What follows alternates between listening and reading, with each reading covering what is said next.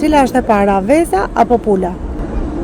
Do të marrim evolucionin e species pulës, dihet që pula ka qenë më parë zog, i cili u kthye me kohë në pulë. Dhe po të marrim brezin e parë të pulës, i cili u quhet nga zogu quhet pulë, ai brez i pulës ka lind nga vezë zogu. Se zogu bëri vezë zogu, jo vezë pule.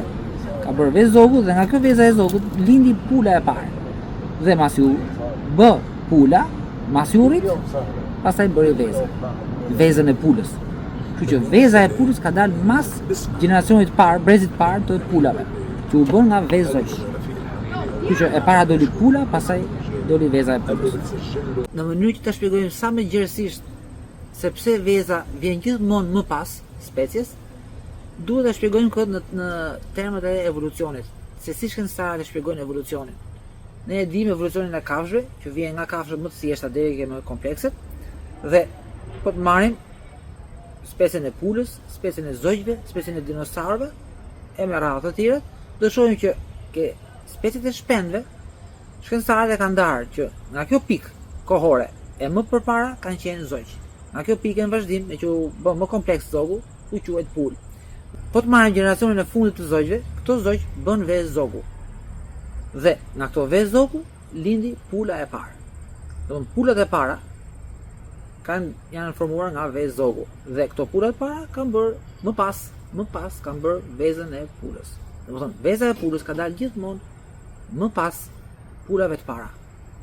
Dhe zogj ngjashëm me pulat, zogu i parë është formuar nga vezët e dinosaurëve. Veza e dinosaurit ka lindur zogun e parë, i cili ka bërë më pas vezën e zogut. Do të thënë, për çdo specie caktuar, veza e species vjen gjithmonë më pas species caktuar. Do të thënë, ka lindur zogu, pastaj ka ardhur veza e zogut. Ka lindur pula e parë, pastaj ka ardhur veza e pulës parë.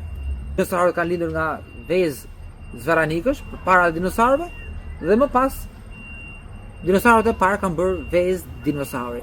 Domethënë për çdo specie caktuar, veza ka qenë gjithmonë më pas.